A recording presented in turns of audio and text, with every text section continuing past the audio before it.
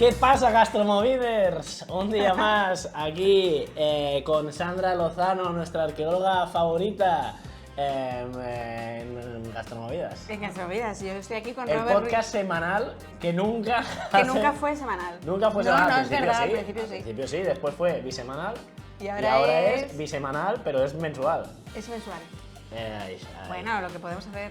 Pero más de 60 episodios tenemos ya, ¿eh? Sí, sí, Que ya lo celebramos. remando.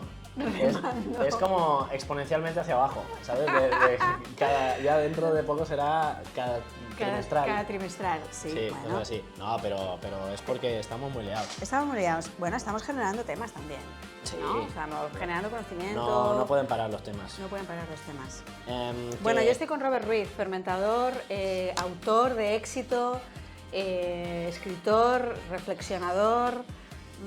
¿Qué más cosas eres? Fermentar y conservar. Fermentar y conservar, experto entrepreneur. Ay, que no he puesto aquí el libro de ¿No conservar has para que puesto lo aquí vean el los de la gente aquí. Es que se nos da mal el marketing, ¿eh? Se nos Sí. da mal el marketing en general. Que el día 7 de mayo, Sí. en la Central del Rabat por la tarde, Vamos a hacer un vamos a hacer episodio. la presentación. Sí, que va a ser un episodio de Gastromovidas. Sí. Presento conservar Conmigo. con Sandra Lozano, que me va a decir cosas, que al final va a decir cosas de conservación. Y va a ser un episodio en directo. Bueno, no sé. Va a ser una presentación de libro, Sí. pero con el toque Gastromovidas. Sí. En la Central del Raval, que es increíble. Sí, es muy Pero bueno, nos sí. van a dar la sala grande, ¿tú crees? Creo que nos los van a poner en el patio, que En mola el mucho patio más. este guay de la, Es, fuente, de la fuentecita. De la fuentecita, y es muy de cita romántica. Es muy de cita romántica. Vamos Sí. a tener una cita romántica en ese El ese próximo patio. 7 de mayo. 7 de mayo, a las 7. Sí, venirnos a ver todos. Sí, por favor, en Barcelona, ¿eh? En También Barcelona. hay que decir. Sí, es que no hay más, ¿no? Que no sean en Barcelona, creo. Pero hay gente que nos ve de 1000 sitios. Bueno, pues que cogemos un tren. Sí, o un Y avión. feliz, o y un nos avión. venís a Barcelona. Y eso, ¿qué tal tú? ¿Cómo estás? Todo bien, sí. pasa el tiempo, ¿eh? Pasa el tiempo. Tú has estado firmando esto en San Jordi, ¿eh? ¿Qué He tal estado- San Jordi? San Jordi bien. Ya se acabó la preventa. Que la preventa Ya, la vamos a sí. dar con Llanos Magazine. Hablemos de Que esto. hablemos de esto es Llanos Magazine, una pedazo revista que hemos hecho donde Sandra tiene un artículo invitado, el primer número, el primer Sí. artículo invitado, donde habla de la pizza con piña, que Que los fue un fanses- tema muy guay de Gastromovidas. Sí, los fans de Gastromovidas ya habréis escuchado el capítulo y aquí está su página donde hablamos de la pizza con piña y después me tomé la ligereza, ¿no?, de poder poner también una página de platos donde la piña es típica Sí. y nadie lo cuestiona. Exacto. Porque Y- tiene arraigo cultural, no Sí. como un canadiense que se Sí, mete con aunque Italia. todos los platos vistos así juntos son raros. Sí, sí, sí. O sea, la piña es una invitada siempre Sí, también hemos exótica. pillado las fotos así un poco ochenteras. Sí, que- y bueno, en la que eso revista nos hay gusta. muchos textos increíbles. La revista se puede comprar en la web tuya, ¿eh? La revista se puede comprar en la web, Llanos Magazine. La Sí. idea es hacer una cada 6 meses. Ya veremos si es como el podcast de gastronomía que hacemos uno cada 2 semanas, pero sí. Sí, es un proyecto muy guay, que lo haces con colegas también. Sí, con Laia Castellano y Carlos Adalid. Sí. Muy majos. ¿Qué Muy más? bien. ¿Qué más? Yo llevo 3.747 flexiones. Muy bien, ¿y cómo va el proyecto de tener novia? Tener novia mal, Mal. está jodida la cosa. No levanta cabeza. Mira- Que esto a mí me hace gracia, porque la gente, un día que dije esto en Gastromovidas de, Sí. de la novia, también dije, tú me dijiste, ¿y por qué no te vas a hacer un 4 manos o no sé qué? Me hablaron 4 personas para proponerme 4 manos en sitios de España, pero ¿sí? ninguno para proponerme novia. ¿sabes? Ya, Robert, es que... Nadie tiene aquí amigas a los 30. Joder, es un macho. momento complicado, es un momento complicado. Ay, Dios, la sequía. Pero la ya vendrá, sequía. cuando menos te Ay. lo esperes, cuando dejes de buscar vendrá. Por eso me voy a ir a México. Por eso me voy. Por eso me voy a buscar donde se me valora. Muy bien. ¿Alguna queja más? Nada. ¿Todo bien? Nada, probamos Vale. cosas. Ah, sí, venga. Oh, sí. Probamos sí. esto, que Ay, es qué bien. de la fiesta de Llanos Magazine que Correcto, hicimos. que yo me perdí porque soy una madre ocupada cuidando a mis Y hijos. esto me dio no puedo una ir. resaca terrible de 1000 demonios que no tenía desde adolescente. Ah, ya. Em, ¿Qué es? Explica. Es un... O sea, en la revista hacemos una... Toda la revista es azul. Sí. Porque un hombre tomó plata y se volvió Sí, azul. que lo hablamos en Gastromovidas. eso Creo que también. no, ¿eh? Que Sí, claro, sí, en la sí, newsletter, sí, ¿sí? sí. ¿Del experimento que hice? Ah, vale, bueno, pues la cosa está que tenemos una receta con Powerade, un vinagre de Powerade que hice aquí. Entonces aquí lo que he hecho es un spritz de Powerade y he hecho como un Campari Powerade. ¿Y cómo Entonces has hecho eso? es, ¿Has cogido el vinagre? es Powerade, ¿Vale? le he puesto azúcar, le he puesto levadura, lo he fermentado alcohólicamente un poquito, porque tampoco tenía mucho tiempo. Ya. Y luego lo he encabezado, le he añadido alcohol extra Ok. de una base de vermut. Dale. Entonces, amargo. Entonces, esto la cosa era que ya era media copa de esto y media copa de cava. Con un hielo para hacer un spritz. ¡Spritz! Ok. Entonces, esto es como beberse un poco Campari a palo seco. Es más ligero que un Campari. ¿No te ha quedado champán y No. hielo? Nos lo bebimos todo. Que la idea es hacer un Janus Magazine fiesta cada vez que saquemos una. Me parece una. bien, porque Sí. así espero no perder las próximas. Sí, y con comida. Entonces, esto. A ver, le falta frío, ¿eh? ¿Le falta frío? Bueno, pero tiene su gracia. Claro. Que haces cosas muy guapas, ¿eh? ¡Ah, chica! Tiene su gracia esto. Chica, ¿qué te Todo hay piensas? que decir que yo nunca he probado el Powerade. O sea, no sé qué sabe solo. Pues sabe a esto. Sabe a Powerade. Ya. Sabe a esto y aquí la cosa está de que también tiene este amargor característico del vermut. Sí. Está bueno, joder. Claro. Es que Que haces unas cosas muy locas. la duda ofende, chica. Está bueno, está bueno. Bueno, ¿empezamos ya o qué? Empezamos ya. Venga, Venga. vamos a hacer secciones. Secciones. De gastromovidas.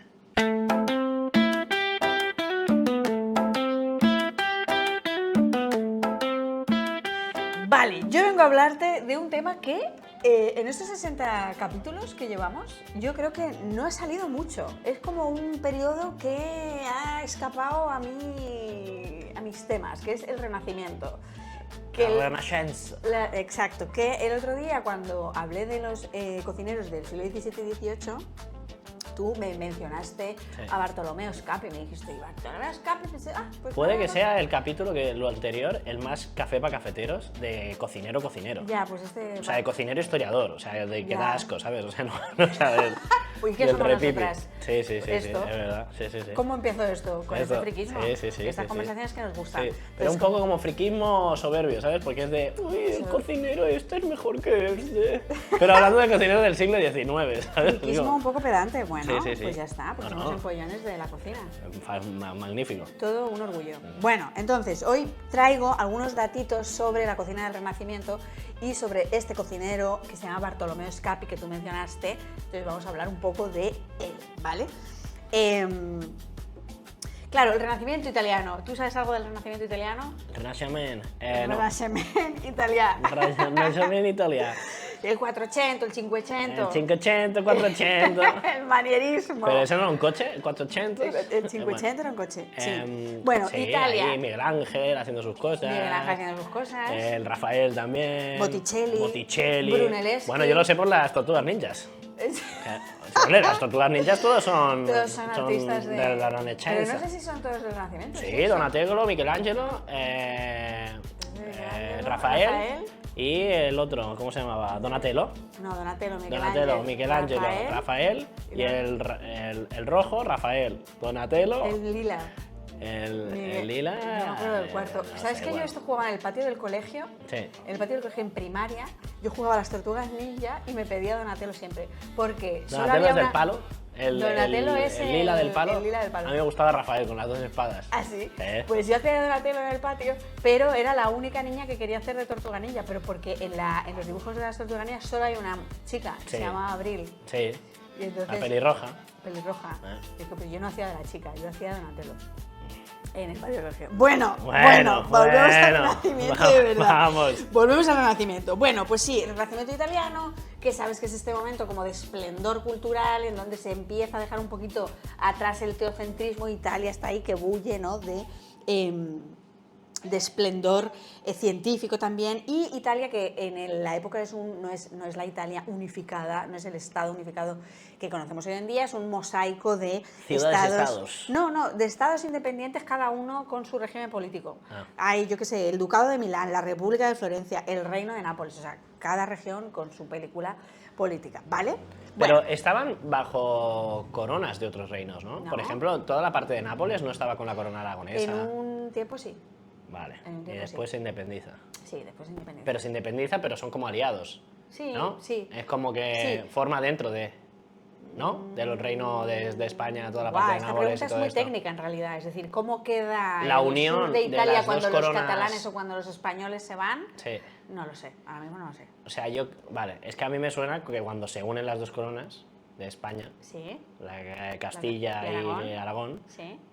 toda esa zona aún era. Sí, aún era. Por eso. Sí, era del Reino de Aragón. Sí. Y O luego sea, volverá, pero no se abandona ahí esa zona. Ya, pero a lo mejor que quedaba como una Australia ahora, que en teoría es del reino de Gran Bretaña, que le tiene que rendir tributo a la Buah, reina esto es o muy mierdas de técnico, estas. Robert. No, porque justamente este régimen de la Commonwealth es muy extraño. Ya. Entonces no es una cosa parecida. Bueno, volvamos al Bueno, centro. vale, volvamos vale. al centro. Venga, estamos dispersos. Volvamos al centro, Vamos, ¿vale? vamos. Bueno, este mosaico de estados. Aquí tenemos a un cocinero muy famoso en la historia de la cocina que se llama Bartolomeo Scappi. De Bartolomeo Scappi se conoce poca cosa de su biografía. No hay notas biográficas, no hay documentos. Tenemos dos datos, ¿vale? Dos datitos te traigo. Uno, que ejerció como cocinero al servicio de cardenales venecianos y de los papas Pío IV y Pío V. Pío IV y Pío V, que Pío V yo creo que dijo, ¿cómo me pongo yo de papa? Pues Quinto. el siguiente, Pío V, vale. Y el otro dato es que hacia 1536, cuando trabaja al servicio del cardenal Lorenzo Campeggio, organiza un banquete fastuoso en honor a Carlos V, Carlos I de España, V de Alemania, Sí. ¿vale? Que tú te lo sabes, ¿eh? Estos son Hombre, tus reyes favoritos que son la hija de Juana la Loca y Felipe el Hermoso. Molt bé, molt bé. Vale. ¡Hombre! Bueno, pues Scappi organiza un banquete en su honor Sí. con 780 platos. 780 platos. Eso es una rave culinaria. Eso es una rave culinaria. O sea, si Oliver Lasse viviera en el Renacimiento, habría hecho una peli sobre cómo sobrevivir un banquete de 780 platos. Pero que se iban sirviendo. Que se ponen todos a la vez o casi todos a la vez. O sea, hay varios servicios simultáneos, pero en cada servicio es como chorrocientos platos en la mesa. Ya, Cositas, pero- luego otro, chorrocientos platos en la mesa. Ah, vale, 700 o sea, 700 cubiertos. No, 780 elaboraciones Elaboraciones. finales. Elaboraciones finales. Vale, pero muchas se comparten. Sí, la mayoría. Vale, entonces, es que si calculas tú un menú de degustación de una noche en un disfrutar, que hay a lo mejor 80, o sea, que hay 30 pases, o entre 15 y 30 momentos que te sirven cosas, Sí. y multiplicas por la cantidad de comensales que hay allá, que a lo mejor hay 40, te sale más, casi, ¿eh? Sí, pero, pero en cocina se tienen que gestionar solo 15 elaboraciones. Repetidas 30 o 40 veces. Bueno, sí, vale, venga. Estamos hablando de 780 cosas distintas. Aves emplumadas, Eso tartas. es lo que decía, distintas cosas. Distintas Vale. cosas. No son 780 comensales a Vale. los que serven. Vale, no, pero quiero decir, había 20 pavos hechos de la misma manera. 80 tipos de lentejas estofadas de la misma manera. Es que eso cambia, ¿eh? La cosa. Sí, puede ser, pero bueno, Ah. bueno. Vale, que no le vamos a Mira, quitar un día- mérito, que un no le día- vamos a quitar mérito a un día vamos a Bartolomé coger este Scappi. banquete y vamos a ver cuántas elaboraciones distintas había. Vale. Pero si son 780, yo diría que como poco 200 elaboraciones. Ya, vale. ¿Vale? Venga, pongamos Bueno, 200. vale. Vale, venga. Bueno, ¿y cómo es la cocina del Renacimiento? Pues la cocina del Renacimiento es exceso, es rimbombancia, es trampantojo, son especias, es exotismo, es dulce, ¿no? Mezclar dulce con salado, pues esto, ¿no? Entonces, estamos hablando un poco de este periodo. Entonces, conocemos a Bartolomeo Scappi por estos dos pequeños datos y porque este banquete que os digo de los 780 platos una obra muy conocida en la historia de la cocina que se llama Ópera del arte del cucinare, ¡Del cuchinero! de Cucinare de Bartolomeo Scappi, lo que se conoce como la obra. Que este libro sí que está traducido al castellano. La editorial Trea tradujo al castellano esta obra de Bartolomeo Scappi. Pero es una chapa enorme eso, está todo, entero. Está todo entero, o sea, está todo... Bueno, ahora me haces dudar, Ah, vale, vale. Pero Es que lo estaría bien raro es que te lo darle- traduzcan entero. Sí, estas pero yo creo cosas. que sí, que debe estar entero. Debe estar entero. Bueno, los historiadores culinarios destacan el valor de esta obra como la obra de Bartolomeo Scappi como el primer gran compendio de cocina profesional.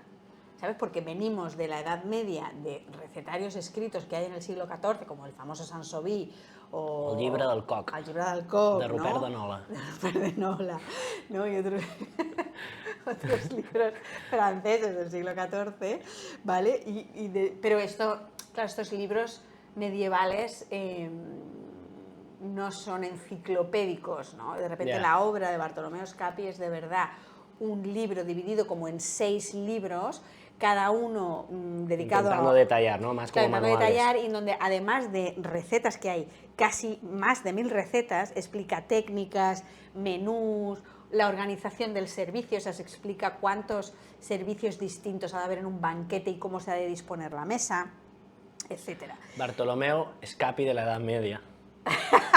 Sí. Vale, y la obra de Bartolomeo Scapi es el primer libro ilustrado de la historia de la cocina. Hay un montón de láminas que ilustran cosas loquísimas, o sea, muchísimos recipientes. Hay el primer grabado, o sea, la primera imagen de un tenedor es de la obra de Bartolomeo Scapi.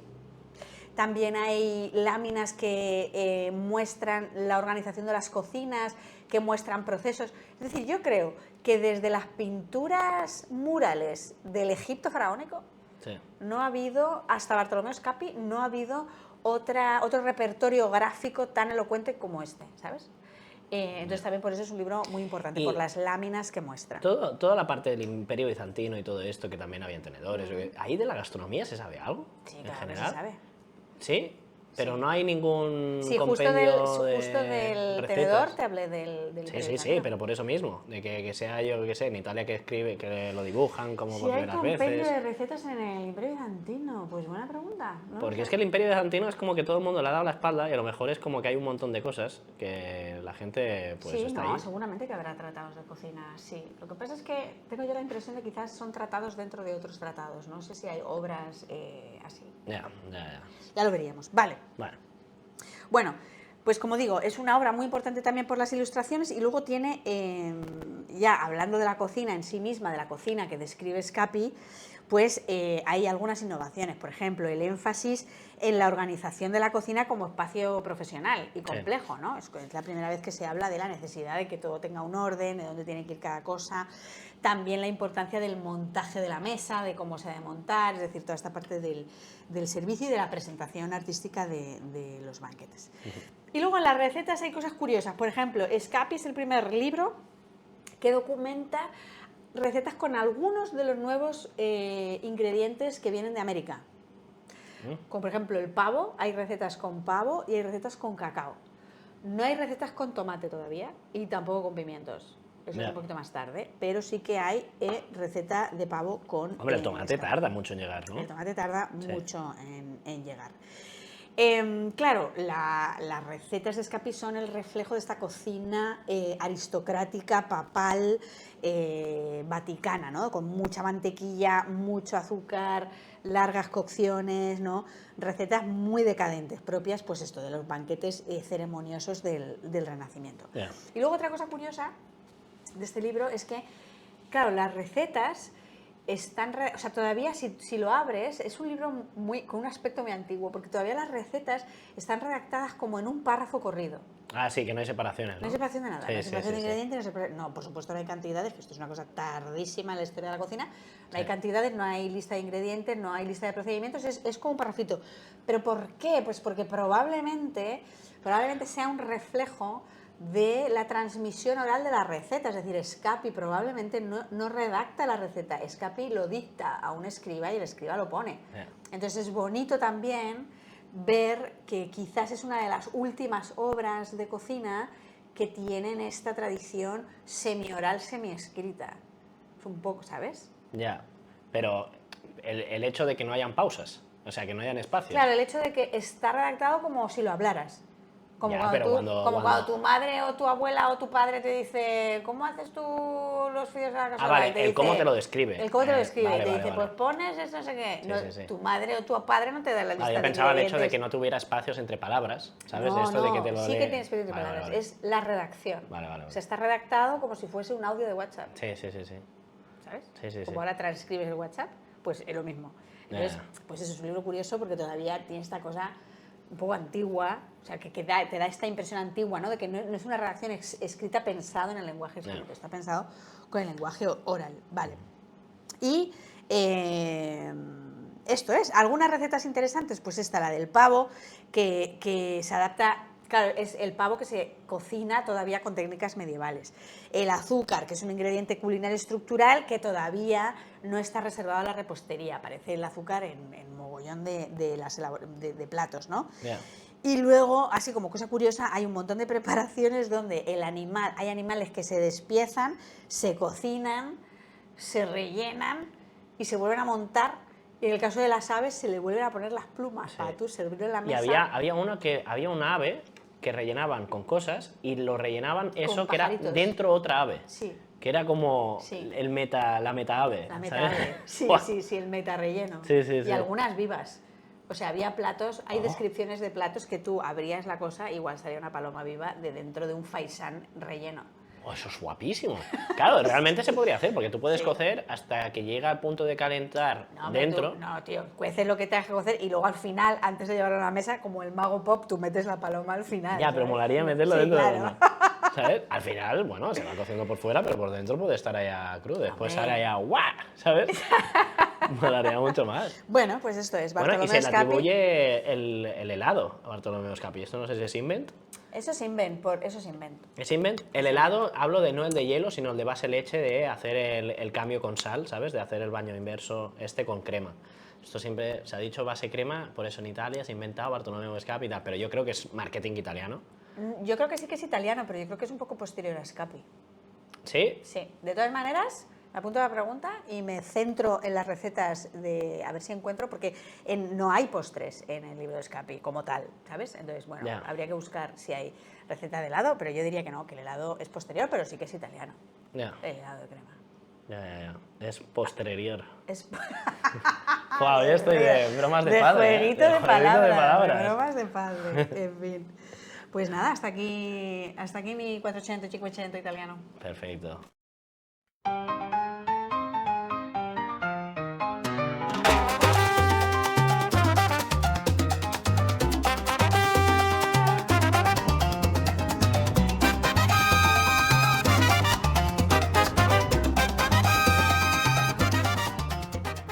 Vamos a mi sección. A ver, Sandra, yo te vengo a hablar 1800, ¿vale? Por ahí, mundo de bebidas. Era un pifostio. Ahí, el mundo de 1800. bebidas. 1800 largos. ¿Qué pasa? Viene la filoxera. Sí. Esto cambia Muy bastante interesante lo de la filoxera, el ¿eh? panorama de bebidas. Esto no ha pasado o sea, una plaga tal cual como la filoxera en otros alimentos.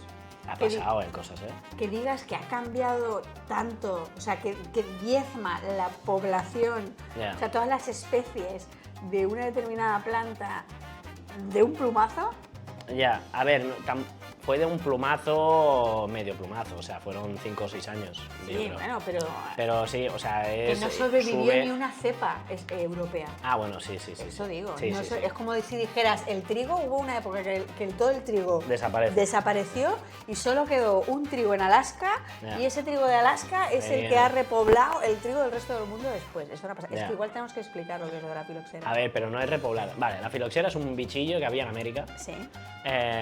Que La venganza de Moctezuma. la venganza de Montezuma, por casualidad entró aquí el bicho Sí. y En le gustaba Europa. mucho la uva. La uva. Sí. Y bueno, la uva no, el árbol de la uva, la Ya, vid, sí. y empezó a reventarlas a punta pala. Entonces se lo Y comía no todo. había antídoto contra Y no la había filoxera. antídoto. Entonces, ¿cómo hicieron el antídoto? Porque en América hay Bueno, y tipos de diezma vids. todas las poblaciones. O sea, no hay hoy en día ninguna vid que Ninguna sea, vid europea de uva. que o sea, sea de origen europeo. Porque ¿cómo Sí. se soluciona lo de la filoxera? Pues cogen una vid americana y cuando está creciendo la cortan y le ponen otra vez el tronco.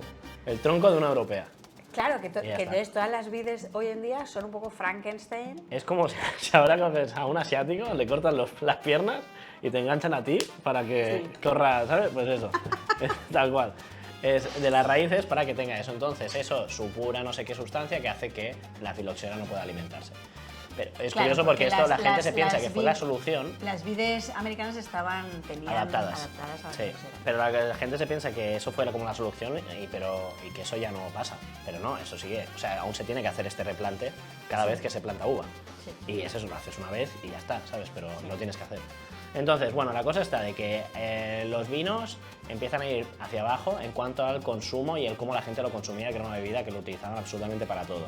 Entran nuevas bebidas como el café, el chocolate, ¿no? Tú hiciste una sección precisamente Yo de hice esto. una sección precisamente de estas bebidas. Sí, de cómo era el cambio. Vale, pues yo vengo a hablar un poquito más de todo esto, ¿vale? Primero de lo que te voy a hablar es que estas nuevas bebidas, la filoxera, a partir de, posiblemente, una de las cosas que hacen es que se empiecen también en una época donde también se empieza a viajar y el vino empieza a viajar mucho más que lo hacía antes, porque también estamos en inicios de industrialización, el vidrio ya es una cosa mucho más habitual para transportar, cosa que eso no pasaba en el vino, todo se transportaba en barricas, pero hasta que no se genera el vidrio a nivel industrial no se puede transportar nada. Entonces eso que empieza a pasar, que la gente empieza a tomar otros vinos, ¿sí? Y ¿eso qué hace? Que es el mercado amigo, si hay un vino que se vende más caro, pues a lo mejor lo que puedes hacer es intentar imitar ese vino. Entonces, ¿qué empiezan a haber? Libros como el que enseñé yo, de Roberto Alberti, de Federico Alberti, vinos naturales y artificiales, que un día recomendé aquí, donde te dicen cómo falsificar vinos, pero con una cosa que no estaba mal hecha. Quiero decir, sí, cómo hacer un vino de Borgoña, práctica. exacto, cómo hacer un vino de Borgoña, cómo hacer un vino blanco, cómo hacer un vino no sé qué. Que hicimos aquí un curso directamente de este libro, que es del 1905 y tal, de vinos falsificados y una cata ciegas de un vino de Oporto con un falso vino de Oporto, un vino de oloroso con un falso vino oloroso. Todo esto que, precisamente, tengo aquí una copia real del 1930 de este libro. A ver. ¿Has visto? No, cuidado que, Wow. que con mirarlo se destruye. Bueno, este libro te habla de cómo hacer vinos de forma artificial, pero lo que hablamos, esto aquí no se ve mal, realmente. Esta tipología de hacer vinos no se ve mal. ¿Cuándo se empieza a ver mal? Cuando muchos enólogos empiezan a quejarse de esto, de que se enseñan a hacer falsificaciones de vinos. Es decir, pero también primero tendríamos que definir qué es hacer un vino en cuanto a esos criterios. Ah, o sea, ¿quieres ahora poner en cuestión qué es Ahí hacer estamos. un vino? ¿Qué es hacer un vino? Es decir, tú tienes un zumo de uva, pero hay muchas maneras de hacerlo y después, ¿qué pasa? Que cada zona a nivel cultural lo que hacen es que, de cierta manera, todos los vecinos empiezan a hacer las mismas cosas. En cuanto a que tú pisas más la uva, pues yo también la voy a pisar igual. Tú le pones en este tipo de barrica, yo también lo pongo igual. Tú la guardas tanto tiempo, yo también. Exactamente. Tú la recoges a Entonces, finales de mes. los vinos en sí son reflejos de X culturas, del clima y del suelo. Claro, pero de también, prácticas exacto, concretas. de la práctica humana que hay detrás de todo esto. Entonces, eso al final es lo que estos libros dicen, bueno, pues esto es lo que puedes imitar. Y también estos sabores, que le ves que le falta madera porque ahí madura más o no sé qué, o tienen otro tipo de madera, bueno, pues ponle madera, pónselo después. Pero una cosa que yo no entiendo en el mundo del vino es, ¿no pasa que un porcentaje muy grande del sabor depende de la uva? Claro, eso es como te lo venden ellos también. Entonces, esto Es de aquí... decir, que no puedes hacer, esto, yo qué sé, no puedes hacer no deberías poder hacer, no deberías poder imitar un vino de una región simplemente porque no tienes la uva de esa región. Esto, es que no es verdad, eso es la cosa. Por ejemplo, fui a la cata ciegas de Vilaviniteca que hicieron, que ahí todos son expertos. Entonces, al final es una cata ciega y lo raro era acertar, ¿sabes? O sea, la gente, y todos eran grandes expertos, te sabían decir algunas cosas y tal, pero que te lo acierten todo, añada, tipo de uva, lugar, zona, viejo mundo, nuevo mundo, todo esto, es que es muy complicado.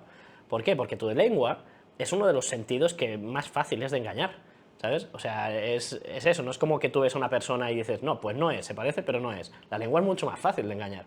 Y tú subes un poco de dulce, tú pones un poco de alcohol, tú pones no sé qué, y es muy fácil de engañar. Entonces, precisamente, a partir de que vale, tú tienes un vino tinto, 2 vinos tintos, a este le pongo más alcohol y madera de forma externa, yo te puedo falsificar. ¿Pero cómo puedes poner madera de forma externa? Pues que es una barrica, es madera. ¿Cómo lo introduces en un líquido ya hecho? ¿Qué? Haces astillas y lo metes. Por ejemplo, claro, muchas cervezas a nivel industrial que ponen astillas de whisky y cosas de estas se hacen de esta manera. Que se hacen con los nibs y tal, bueno, que son las astillas. Entonces, claro, tú puedes hacer esto. Y este libro lo que te enseña es hacer, tú tienes un vino tinto de Vilafranca del Penedès, pues cómo puedes transformarlo en un vino de Borgoña, cómo puedes transformarlo en un vino de tal, cómo puedes transformarlo. Entonces, claro, es muy curioso. Entonces, ¿qué empieza a pasar? Que los enólogos, estos dicen, a ver, això es campilla, esto vamos a intentar frenar estas cosas. Entonces, a partir de aquí, a finales de 1800, empiezan a haber las primeras legislaciones donde el Estado se mete a decir, esto se le puede llamar vino, a esto no se le puede llamar vino, esto es así, esto es así. Donde, por ejemplo, en España, la primera DEO que existe, hace ahora justo 101 años, fue Rioja. Denominación de origen. Denominación de origen, en 1925, fue Rioja. Entonces, fue la primera en decir qué cosas se le podía llamar de qué manera. Entonces ya a partir de aquí, pues fue un escalado donde cada vez pues, hay más deos. ¿Sí? Buah, pero es un poquito revolucionario esto que dices, ¿eh? Claro, entonces, ¿para qué se hacía esto realmente? Yo qué sé, pues para preservar, hombre, para preservar a los productores. Vale, para preservar las maneras que se habían hecho. Para proteger a los productores. Exactamente, para proteger la manera en que se había hecho, Claro. ¿no? Vale, entonces, eso es la teoría, yo creo. Y eso es la parte más romántica, pero a la vez estás marcando y estás cerrando muchos caminos de cosas que se habían hecho. Por ejemplo, ahora, en esta época que también es el auge de la química, el vino regula relativamente muy poco la parte química. O sea, es decir, tú no le puedes añadir otro tipo de productos que sean aromatizantes y solo lo puedes poner en una barrica de madera, por ejemplo, pero eso sí que está bien. Quiero decir, tú puedes poner una barrica de roble europeo americano y una barrica de otro árbol, no podrías, porque se podría poner eso como que es un añadido y no le podrías llamar vino. Le tendrías que llamar vermut, le tendrías que llamar de otra manera que la legislación te deje. Por ejemplo, los vinos sin alcohol no le puedes, porque no tiene el mínimo de alcohol que necesita para que consideran la definición canónica legal del... Entonces, eso que está haciendo muchas veces, que se esté confundiendo dos cosas, que es lo que digo, por ejemplo, con las leches veganas o las hamburguesas veganas o cosas así. Una cosa es el rol que se le da, que muchas veces esa palabra la palabra vino va a estar en ese rol, y otro es el que se estén intentando proteger de grandes industrias o de cosas mal hechas. Entonces, a partir de aquí estaría guay un poco fantasear con qué cosas qué habría pasado si no hubieran existido las DEOs. ¿Qué pasa? Que capitalismo... Es decir, si la gente hubiera podido libremente... hacer, imitar todo lo que quisieras. Imitar y crear. Exactamente. Entonces yo creo que las modas habrían ido mucho más allá. Ese día, ahora que tú tienes un vino blanco y ahora todos son ácidos. Hace unos años todo era madera en vinos tintos. Pero ¿qué pasa? Que no todos... Por las diferentes DEOs no lo puedes hacer esto siempre con todas. No, claro. Entonces, ¿qué habría pasado? Que muchas DEOs se habrían directamente perdidos y todo sería vino tintos, todo en general muy maderoso, o todo muy vino blanco. Entonces, en ese sentido está bien. Está muy bien, está muy bien. Y así se respeta la variedad. Entonces, esto, por ejemplo, en el mundo de la cerveza, no ha pasado. ¿Por qué? Porque no se ha protegido. De los diferentes estilos que habían en diferentes ciudades, microcervecerías y cosas así, ahora tú ves estilos de cervezas y a nivel industrial todo es el mismo estilo de cerveza, que es la Pilsner, la Urkel, que se inventa en República Checa en el 1800 largos, y es un único estilo y hace que todas las cervezas a nivel mundial sean ese único estilo. ¿Sabes? Incluso lo mismo en las microcervecerías, las IPAs, no sé qué, todos son IPAs ahora. ¿Sí? Y es como, bueno, otro estilo, pero de los que mal se han podido salvar, de cuando ahora en el boom del 2008 se quería como volver a un poco a la industria cervecera de antaño, intentar recuperar, pues no ha surgido mucho efecto. No hay nada que recuperar. No hay nada que recuperar porque... Bueno, igual sí que hay culturas que la han preservado, ¿no? Los belgas que tienen... Claro, los belgas son de los pocos, irlandeses y británicos, pero si ellos si hubieran puesto, como los franceses, a hacer irregular a qué se le puede llamar qué y todo esto, pues no habría pasado. Entonces... Muy buena reflexión, está muy buena reflexión esta. Muy buena y ahora verás. ¿Y esto en gastronomía qué? En un mundo... ¿Qué quieres decir? Quiero decir, tú no podías hacer un vino de Borgoña estando en Cataluña, ¿no? Porque son maneras. Pero tú puedes abrir una pizzería napolitana en Cataluña y no pasa nada. Sí, claro. Claro. Pero ¿no es un poco lo mismo? En cuanto a... Ojo, cuidado, ojo, cuidado. Es al final apropiarte de unas maneras de hacer, ¿no? Y eso muchas veces, por ejemplo, en las DEOs, en las denominaciones de origen, estás legislando el tipo de uva, el tipo de suelo, la región directamente. Tú no le puedes llamar de otra manera. Sale de esta frontera. Exactamente. En plan, a lo mejor los italianos tendrían que haber dicho, no puedes llamarlo. Pero espera, pero porque ahí tiene sentido, porque digamos que la región, o sea, la geografía marca las cualidades organolépticas de la uva. En este caso. Ya, pero hay muchos vinos que tú puedes hacer un espumoso en la región de Champaña o en España, y en una cata ciegas a lo mejor las dos caen como que son de champán, y tú no le puedes llamar a uno champán y al otro no le puedes... Entonces, de cierta manera... ¿Qué quieres decir? Que si hubiese pasado con la comida, con los platos típicos, es decir, con las elaboraciones típicas... Vale, ¿tú no crees que la gastronomía en general a nivel mundial se está homogeneizando? Sí. Vale, ¿y no crees que a lo Sí. mejor si se hubieran hecho algún tipo de legislación, Sí. que a lo mismo, poner una legislación también es cortar alas, de cierta Sí. manera, es ponerle Sí. puertas a un campo. Sí. Pero es eso, ¿no? Y al final yo me quedé sorprendido, por ejemplo, la cocina Nikkei, en Sí. Perú. Cuando fui a ir a restaurantes peruanos de cocina Nikkei, al final es como el dos palillos. Quiero decir, que tienen el concepto Restaurante de un dos poco palillos, japonés, sí. Sí. En cuanto que tienen el concepto un poco japonés, y es un restaurante japonés fuera de Japón. Y eso se llama cocina Nikkei. Bueno, no, aquí no. Este ejemplo es un mal ejemplo. ¿En ejemplo Perú? No, este ejemplo es un mal ejemplo porque justo en Perú la cocina Nikkei es una fusión de verdad.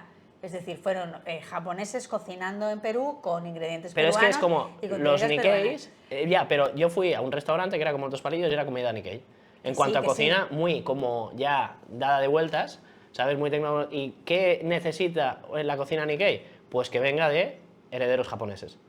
Y así se marca. No, pero bueno, también hay la cocina peruana china que Sí, es los chifus, las chifas. ¿Chaifa? Sí, sí. Vale, y esos son como los chinos de aquí de Barcelona. Es absolutamente igual. No, Sí, no. porque un arroz Digo de que no. tres delicias con Ya, jamón bueno, york es y verdad, guisantes es verdad. es igual que el lomo saltado que tienen en Perú, Es verdad. de cierta manera. Más estético lo que quieras, pero es cocina fusión.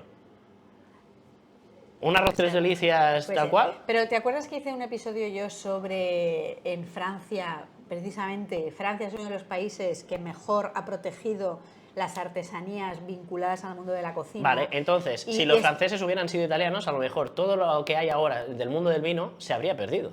Se habría homogenizado mucho más y quedarían como estilos el vino blanco y el vino tinto. Y en este sí, sitio sí, lo es hacen verdad. así. Y las maneras que se van haciendo por modas, verdad. la siguiente generación se van perdiendo. Es verdad. Pues esto es mi reflexión de Pues hoy. ya me sorprende porque tú siempre eres muy en contra de la legislación. Bueno, depende de qué cosas, que no soy un criptoro, joder, chico. Y por ejemplo, la pizza con piña, La pizza con piña, gran ejemplo de la ¿vale? pizza con piña. Es cocina fusión.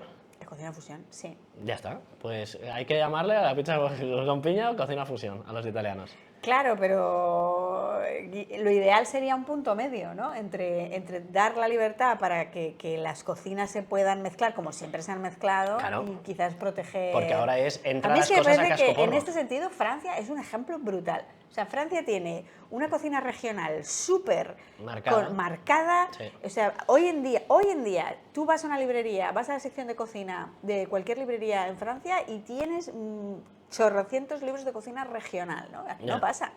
Es difícil encontrar un libro de cocina manchega Ya. o de cocina murciana en el estante de la librería, ¿sabes? En los destacados. Ya. En Francia eso está así.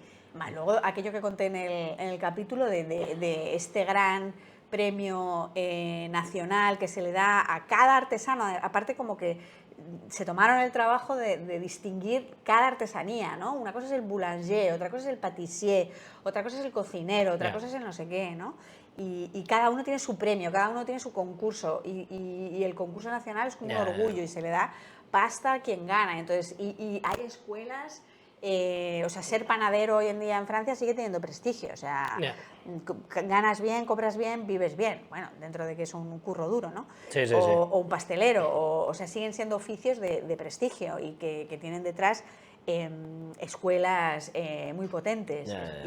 Y sin embargo, sí, entonces yo creo que es un buen ejemplo de esto que dices, ¿no? De proteger la especificidad de cada sitio, Dejando surgir nuevas dejando cosas. surgir... Pero nuevas claro, cosas. es que también caes Luego muchas es- veces, puedes caer en el soberbiarismo este de los sumillés y ¿sabes? De los listos. No, es que esto no cumple la ley de no Ya, sé qué, de sí, no sé sí. cuánto. Cállese, Sí. señor. Pues sabes, hay un cuentito de Roald Dahl, el de Matilda, Sí. que se llama La Cata, que igual un día lo traigo de opiniones Ah, bueno, y bueno, te cuento de qué va. Perfecto, Y perfecto. lo hablamos. Pues nada. Vale, pues opiniones. vamos a unas opiniones rapiditas. Ah, así... espera. Claro, que esto, cuando entran las DEOs, tengo ejemplos de qué pasa después de las Ok. DEOs. A la que el gobierno empieza a regular todo esto. Por ejemplo, este es un libro que se llama Bebidas caseras por la doctora Fanny, A ver, del 1930, qué increíble. donde hay una sección de falsificar vinos, pero ella ya está en contra. Y dice, yo lo estoy poniendo esto porque me están obligando. Pero yo esto lo Pero- quitaba porque al final te sale más a cuenta Oye, pero qué hacer maravilla un de libro es vino este. bueno, ¿qué tal? ¿Y dónde has encontrado este libro? ¿Eso lo Esto me tenías ya? lo regalaron un amigo para San Jordi. Ok. Mira, refrescos. Sí. Bueno, y esto, a partir de aquí, Limonada de 1934, Jerez. Oye, ¿y me dejas este libro un poco? empiezan a los... Horchata de arroz. Sí, ¿Horchata de arroz? la horchata de arroz es la de México, siempre son así. Mira. Que empiezan los distintos estados, lo que hablamos, a fomentar la estandarización del vino. Ajá. Y esto es métodos oficiales para el análisis de vinos del Ministerio de Cultura de Agricultura de 1934 en España.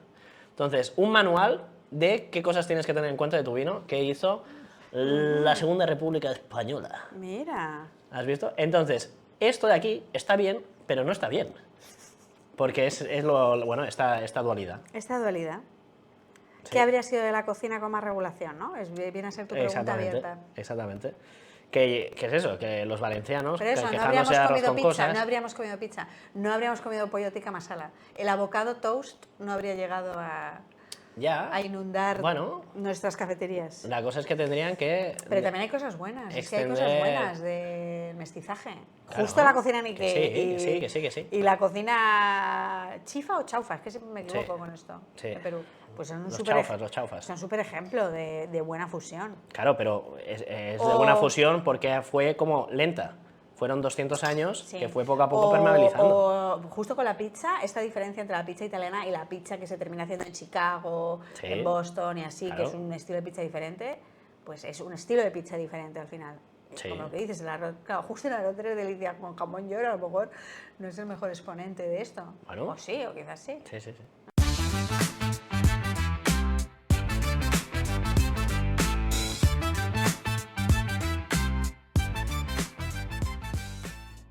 Bueno, opiniones. Muy bien, venga, opiniones. Hablamos de... Yo en San Jordi me autorregalé este libro que se llama Instrucción de novicias, de este podcast amigo tan increíble que son Las hijas de Felipe, que es un podcast sobre monjas del barroco. Podcast amigo, que ellas no saben que son amigos nuestros. Ellos no saben que son amigos nuestros, o sea, podcast que nos encanta. Exacto, podcast que nos encanta, de Carmen Urbita y Ana Garriga. Sí. Y han publicado esta maravilla, ¿no? Pues después de estos años en el podcast han publicado esto que se llama Instrucción de novicias.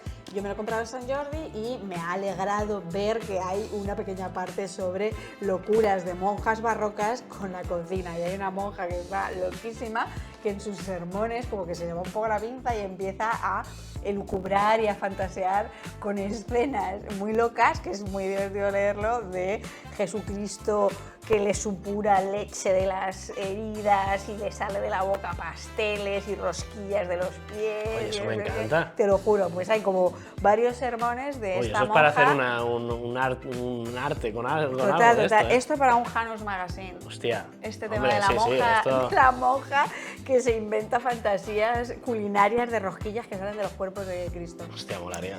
Entonces, bueno, Instrucción de novicias, súper recomendado. ¿Tú tienes alguna cosa para recomendar? No. Esta es la recomendación de hoy. Vale, pues ya está. Pues ya está. Nos vemos en el siguiente capítulo. En 2 semanas. Cuando sea.